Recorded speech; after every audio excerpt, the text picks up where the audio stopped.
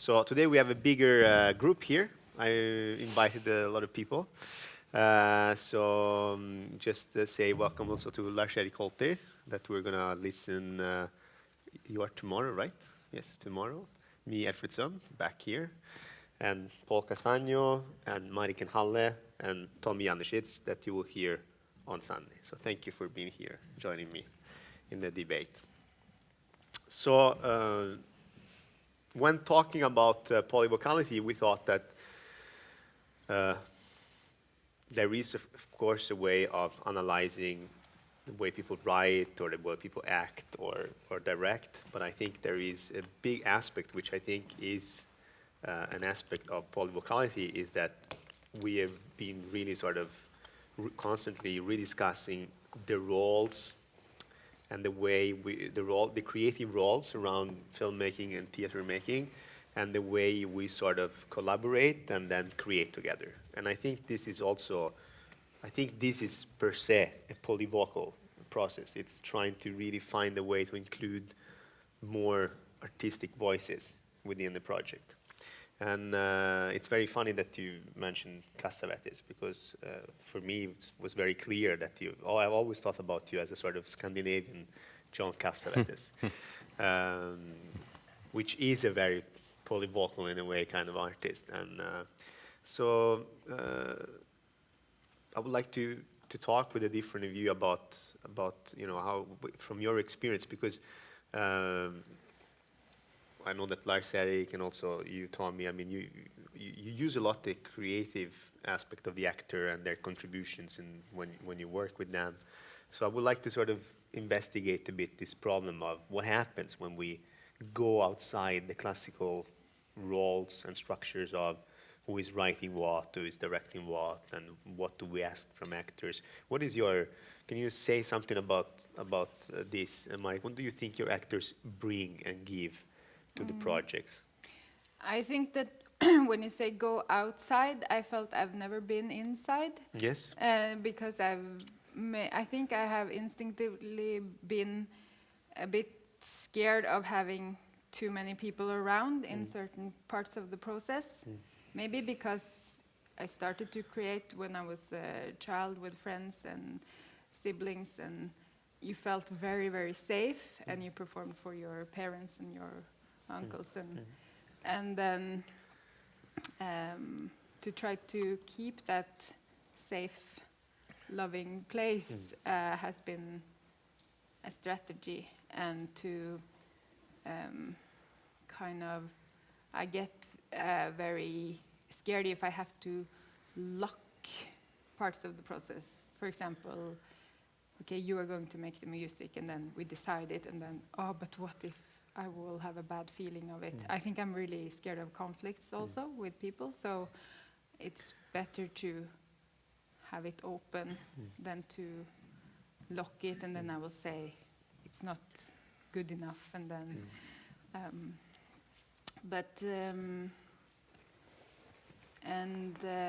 and then I think that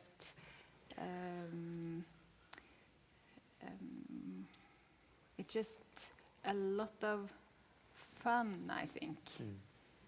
Not pretending that you're on a big film set, but it's more interesting for the mind to start with a project and you think, I'm interested in this theme. What does it mean? And then you will know that at the end of the project you will think different about all the people. So it's kind of looking more at it as science, getting like Talenes was talking about, that she wanted to understand something. I think that's really important, that you want to deal with this, and you want to deal with it together with someone.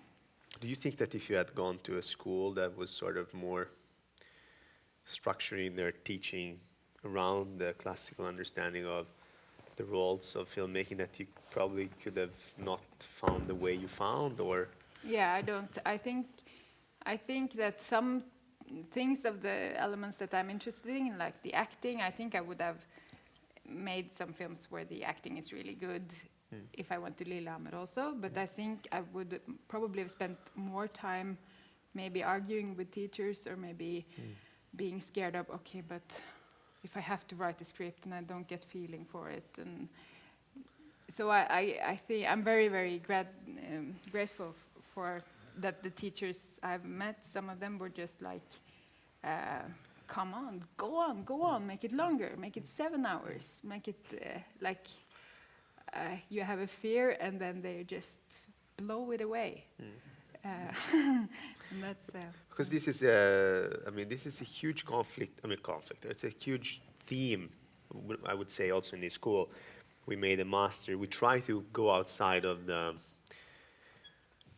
create a competence which is outside the classical just skills and understanding of the roles, and try to have the students to find new ways of working together. But this also creates a sort of ambiguity, and we don't really, I don't think we have yet found the right way to do it. And I think we sort of double communicate, because on one level we communicate that we want to be very open and very this and very that. On the other way, we want to teach some skills, and then we go back to sort of narrow professionalism. And I think we sort of create this schizophrenia which gets internalized also in the students. I see some of the directing students here, they sort of they feel guilty for directing, for trying to be in charge, but at the same time, they want to be very open and they want to work with the actors. So it's a sort of, I don't know, do you have some comments about this? I think that what I've been,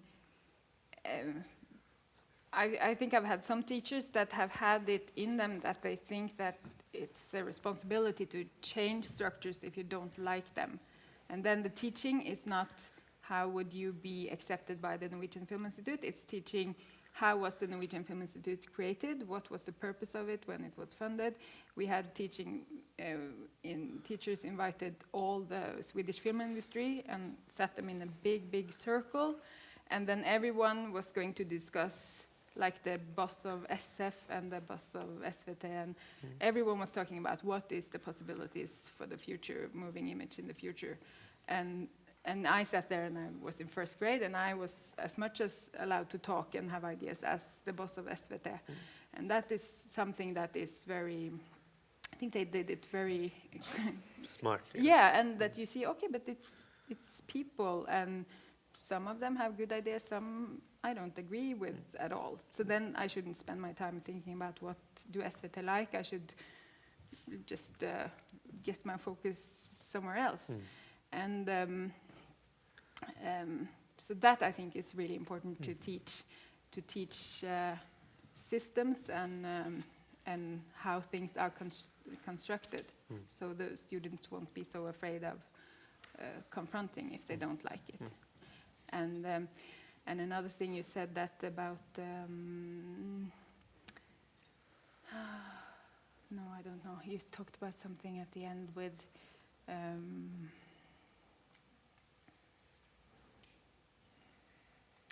different skills. I think that I think, at least for me, I can say that now I have really, really good editing skills in editing emotions in human beings, and that's because I spent 2 years trying to make that film good. But I'm much more motivated on getting those skills done when I have some theme that I really want the audience to have in a good way. So I think it's most motivating to start with that, what you want to say to the world, and then, by the way, it's really good if you know editing. And I know a lot about accounting now. I know way too much about accounting. And I have to learn it off. Accounting is important. It's a scary thing. Do you guys just want to join the conversation? If you feel free to come inside, because we're many, I don't have the time to sort of, so just feel free to interrupt and say things that come up to your mind. I mean, Tommy, you have a very specific way of because you also work as a trainer, but then you work as director, and then have a sort of way to really change all the time the project and take in things from the actors, but at the same time you're very directing. So do you have something to say about this, about sort of how do you see the role of the actor, the creative actor? Well, I think I always considered the actor as a collaborator. So, you know, as like I have, let's say, a creative team of, you know, I don't know, composers that I've, or sound designers that I worked with, or set designers, costume designers, dramaturgs, and so on. So I considered also actors as being part of this creative team. And there are some actors that I've worked with for many years, for example, or you know, or in certain periods, and so it became a very close collaboration. But it really depends on the type of the project that I worked on, because my work was in a way also polyvocal, in the sense that I didn't. My objective was not to create a style, or I tried to reinvent myself again and again. So I did very different performances or very different works. And there, for example, now I'm at this moment they are rehearsing, or they have rehearsals. Actors have rehearsals in Slovenia. I'm away, but I was supposed to be there, but I wanted them to continue the work. And this is a process that we started in June, last June. So it has gone on for one whole season. Yeah. Not all the time, but. And there, for example, I enjoyed not being a director at all.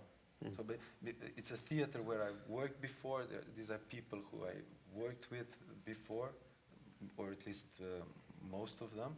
And I just established a platform. I just established a process, and these actors start bringing some beautiful stuff. And so actually, I'm just there, allowing and letting it go and develop. And then it started. It was more of a challenge. Now, okay, how am I going to respect this river somehow, this creative river? Because I started to feel almost like felt responsible to the energy and to the generosity of these actors who created beautiful material. And I know that then it's in editing, in theater, it's a different thing. It's very easy to destroy things if you start to if you put things out of the context and so on. So parallel to this process, there was also a dialogue with the playwright, and I didn't want to put her in the position that she would follow the rehearsals or write from because she works in a different way. So I told her we just met a few times, and I thought you just write whatever you want. I mean, because she's a great playwright, and I'm always inspired by what she writes. So I somehow trusted her completely. Just write. Was that the same play with the actors? Yeah, but it's not a play. Actually, it was. So I'm speaking a very specific context of because I proposed a topic there, a theme, and which is worth working on for the whole somehow year and more. And so she wrote a play, and it's interesting that she didn't know what the actors were developing, and so but the actors, when they read it, they thought that I must have told her about everything, because she got some details inside that it seemed almost like impossible that she would write if she wouldn't have known about. Anyway, and so I merged somehow the two things. And at the moment we are doing something that will last probably for 6-7 hours or more. So it's a huge somehow which tries to integrate their materials and display and everything. Yeah, so I would say it's very polyvocal because there is also a lot of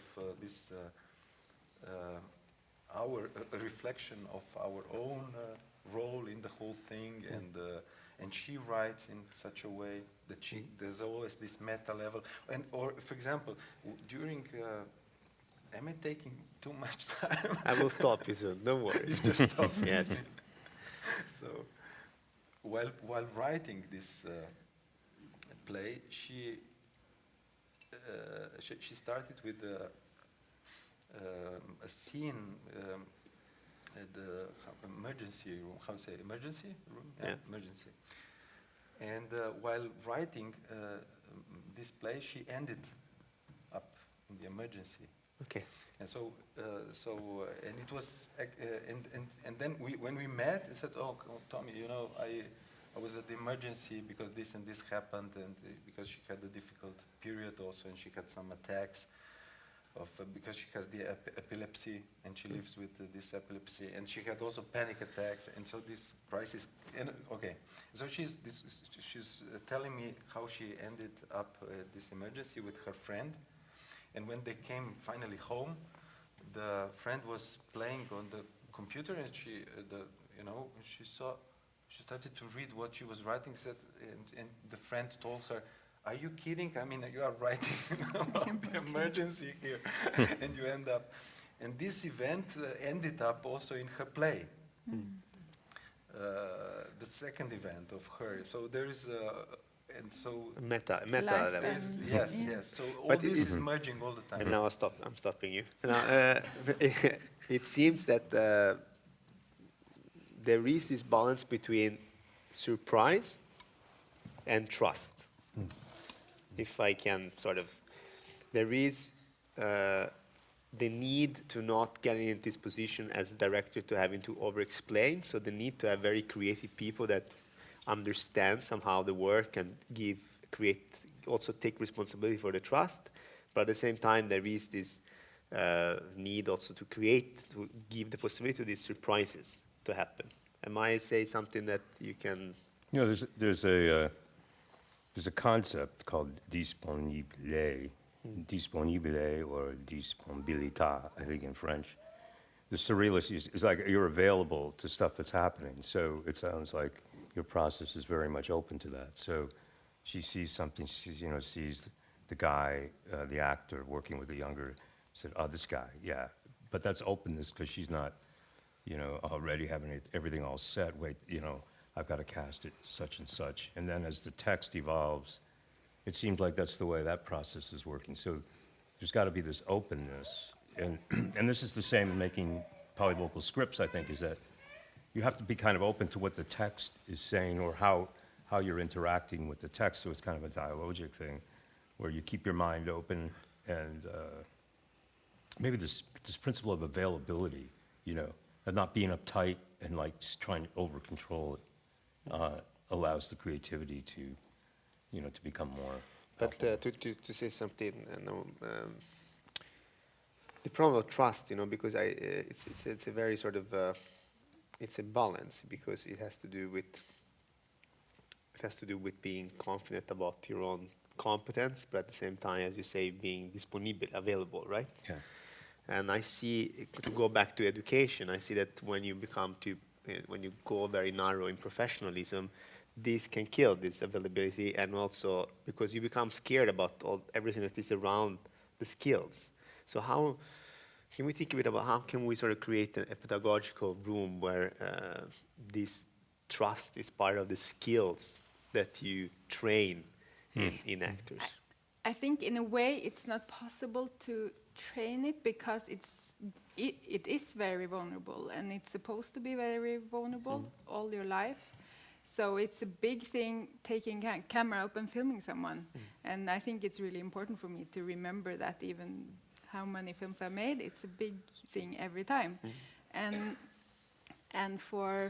But one thing I thought about with what I think is good with actors and sometimes look for is, for example, when I worked with Bianca, I wanted the actor who was I wanted her to go against me, like not just being available for me, but I wanted her to take control over me almost. That was what I needed for that specific film. So when I was testing with different people, I kind of listen to who is just taking over the situation.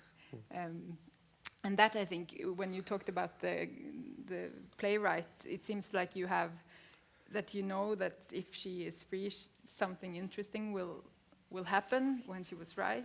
And so that's, yeah.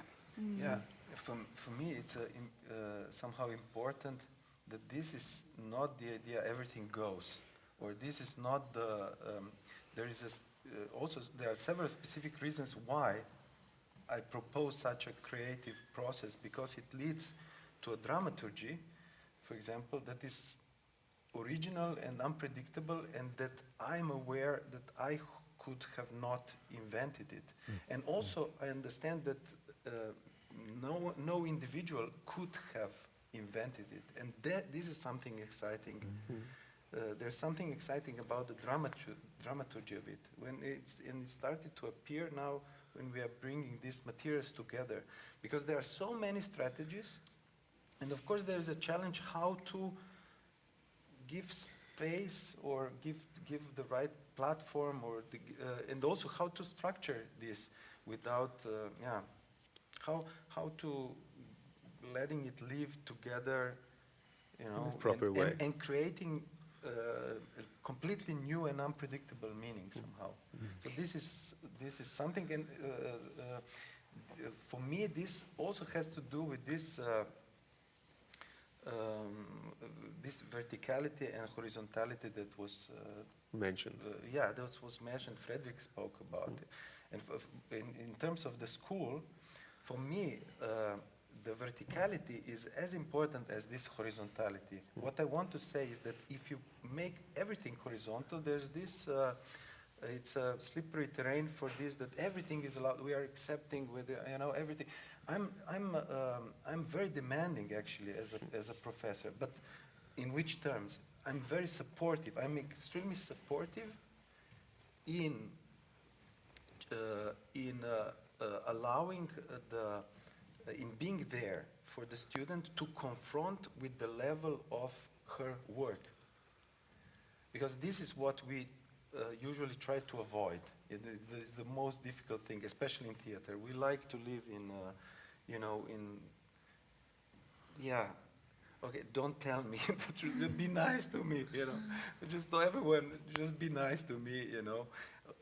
Let's continue to live our own illusion. Well, I think there has to be a dominant principle or some guiding force. The availability is there. It's not like it's just an open-ended thing. There's a focus, even in free writing. You know, you want to target something. You have and it's kind of intuitive, and it's coming. You're allowing it to come out without restricting it, in a sense, censoring it. But you're maintaining a focus. What you're talking about, the verticality, I think here in terms of the training, is that it gives you that guiding. So you know what the kind of parameters are, maybe intuitively, at this point, because they're ingrained over the experiences of doing it and so forth, and the training you've had. But then I think you add to it the intuitive element of availability, which allows the creative process to move in directions that might not be the case if you were storyboarding everything, or if you were had a preconceived script that you had to stick to exclusively. But when I'm speaking about verticality, I'm trying to say just that we should, I think that we should not ignore why certain artistic work is relevant. Why the artistic masterpieces are masterpieces? What's there? I mean, because if you start to make it relative, then this is then you ask yourself, okay, why do you need a school? Why do you need a school? And I think it's good that you ask this question. Okay, why do you need a school? What is a school for?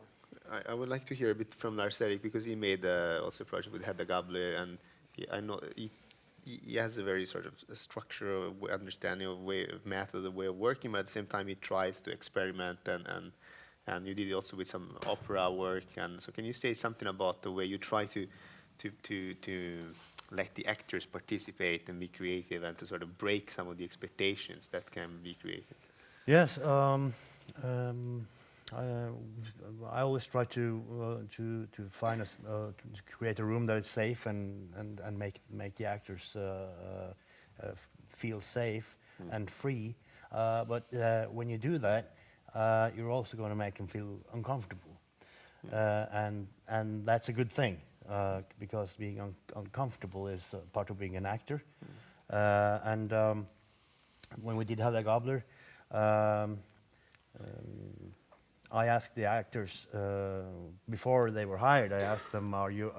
We're going to work in a different way. We're going to try and improvise not only in rehearsals but also after the rehearsals.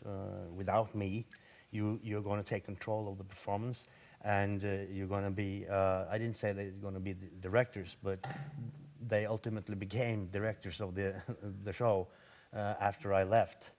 And for example, one situation, you know, the scene when Hedda and Löfborg is sitting, looking at the photos. Suddenly, Löfborg just leaves, and then she's there all by herself. And then he comes back into the room, and he found one of Hedda Gabler's guns, and he points the gun at her. Now, this had a tremendous effect on Hedda, or the person that played Hedda, because earlier in the rehearsals, we had an expert coming with show us the guns and stuff, and then she accidentally pulled off the gun, and she didn't know it was loaded with a blank, of course, but and that scared her a lot. So when he picked up the gun and pointed it at her during a performance, she was absolutely Terrified. Terrified, yes, she was terrified. The person, the private person, was terrified. And this had a great, big effect on her, not only at that moment, but during the last of the performance. All the rest of the performance, she was a different Hedda than she was earlier.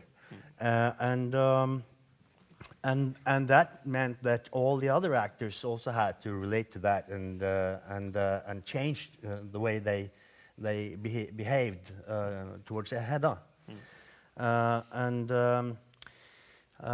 So I didn't see that particular performance, but the artistic director of the theater saw the performance, and I asked her about it.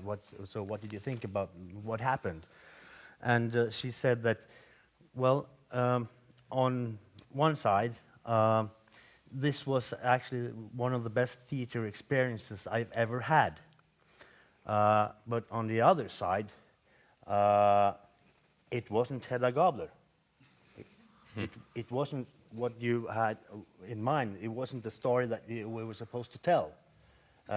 And she, in the artistic report, she actually advises me or anybody else not to work that way. Because it's too unsafe, and we lost a lot of moments, good moments, but then again we gained some other moments, and she told me the audience was crawling out of there. Now, then the question becomes, what did the audience actually see? Did they see 5 actors that desperately tried to save the performance from not falling apart, and thereby playing with their hearts outside of their bodies and being terrified? And is that good or bad? And I don't know. As far as I'm concerned, this was also an artistic research. So as far as I'm concerned, that was kind of the peak of my artistic research in that period, that this happened, and that they changed it and they directed it actually. And then, of course, it's very hard to sit as a director and at the premiere, and you don't know what they're going to do. You don't know if you're going to be successful or not.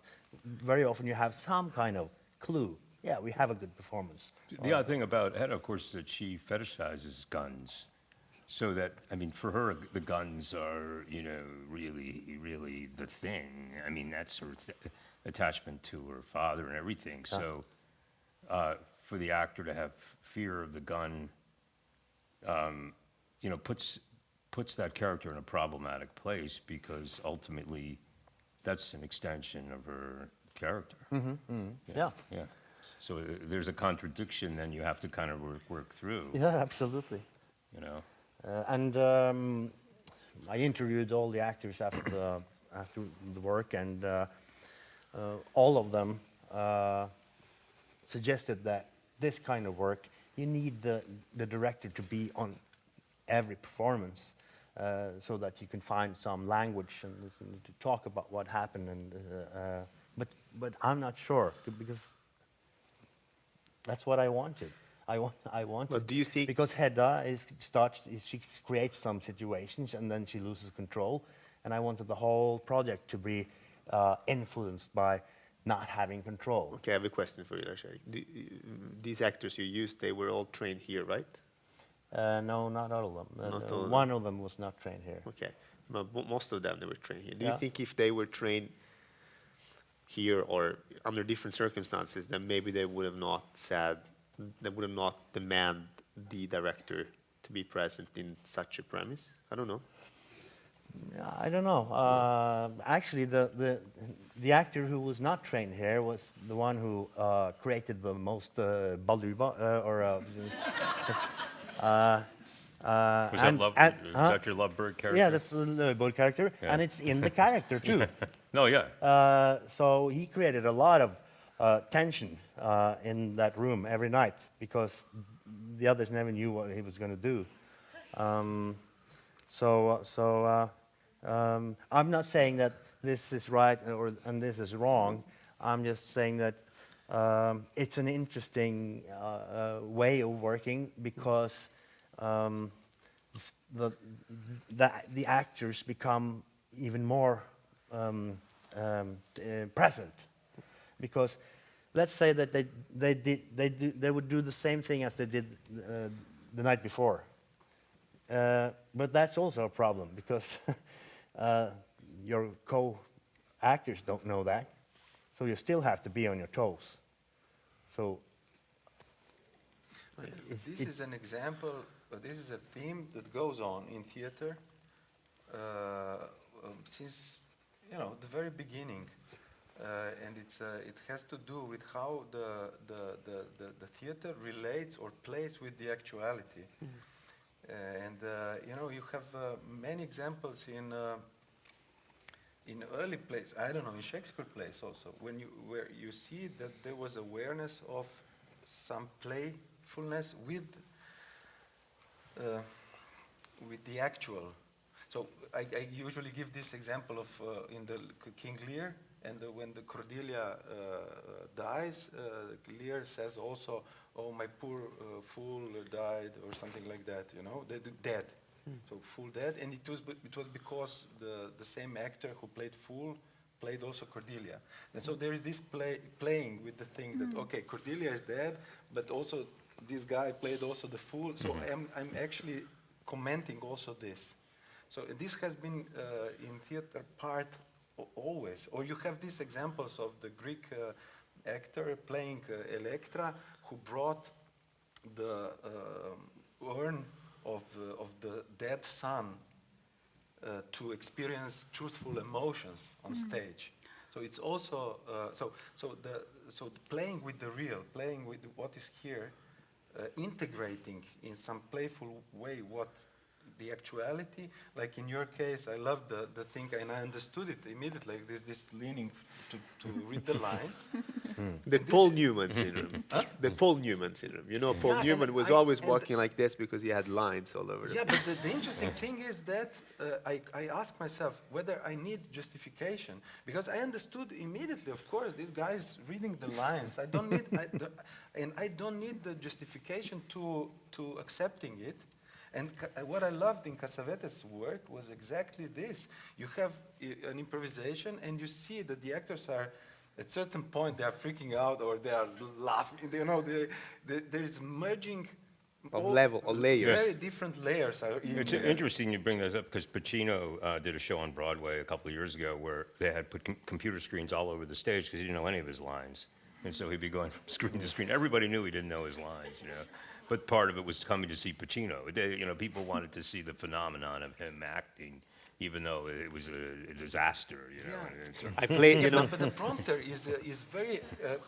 I think that the prompter, is it the prompter? yeah. Okay, the prompter. I think the prompter was very important in theater. I think we missed the prompter in some performances. I put in. I know. Yeah. The prompter. No, We just played in Trondheim with the prompter on stage. yeah, where I have actors being prompters, because I think it was an exciting thing when you had an actor and you had the prompter, and everyone was listening to this prompter at the same time with the actor, and then the actor was saying this. I think this was I think there is a problem with when these things were started being cut away and being polished. And, But that's my point with the professionalism, with the skills, with the structuring of the teaching. And I just think want to, I- before, yeah, sorry. No, I just think one thing about teaching, I think the fact that I'm just thinking like the Maslow pyramid of what you need. I think what you need to perform and go into something is you need stability in some way, or you need some kind of safety.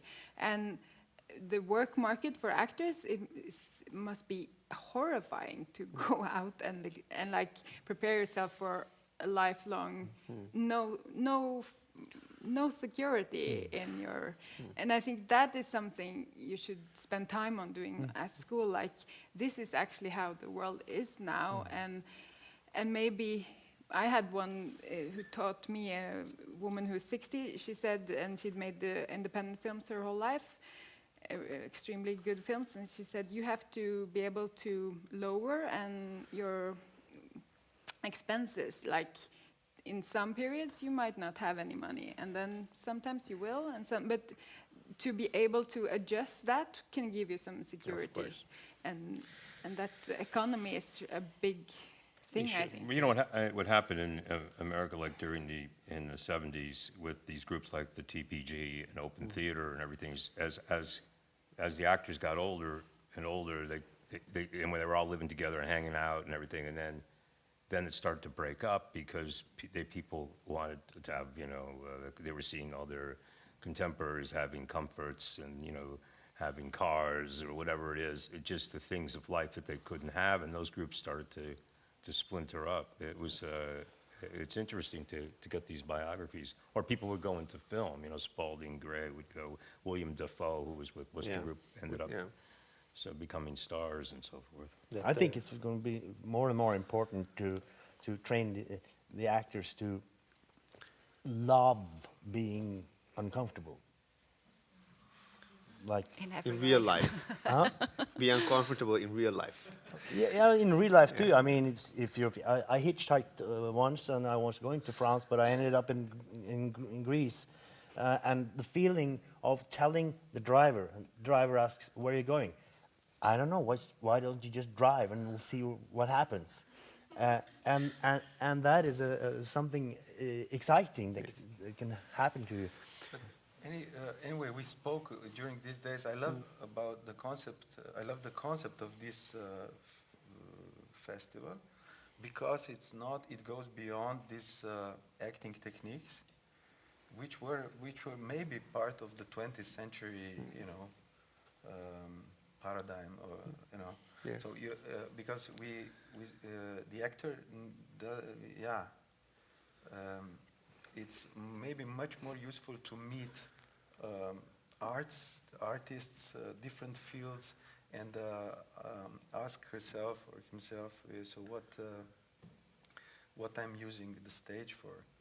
One thing I'd like to say is just about your process, because when you said you're using lines from other scripts, I thought that was very interesting, these strips of dialogue that you're taking, because actually they are reference points, you know, so they're like memes and put into a different concept or different constructs. So I think it's going to appeal to a certain audience that are saying, you know, that, and that, and the kind of, the way you're constructing text, which is sort of out there and pulling in, is also making connections to these other films, in a way, a dialogic way, if you will, but it's also this this idea of the film as kind of a meme that, you know, you have the line, but there's a different caption, you know, there's the caption being the shot of the character.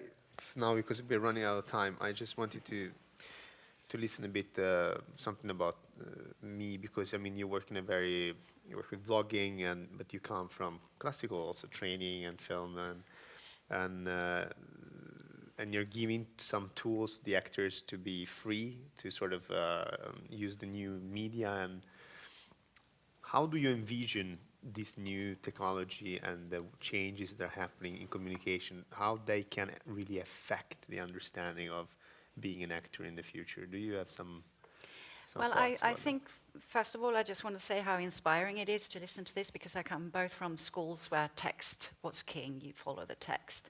There wasn't much improvisation, so the way you're working sounds amazing. And I've worked in commercial production where you have an agency who's working with a short 30-second script for months and months. You're talking £1.5 million for a 20 or 30-second piece.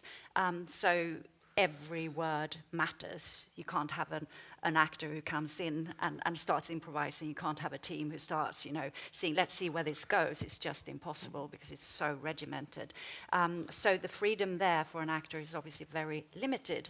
And another aspect of that is that you will see when the actors' careers might be a little bit, if they're on the dry side for a while, we would get calls to the casting agency, say, hey, do you have any commercials coming up? I'm ready now, or I need it because the boiler is broken, or something like that. Then they would be prepared to do a commercials, because obviously it's more money.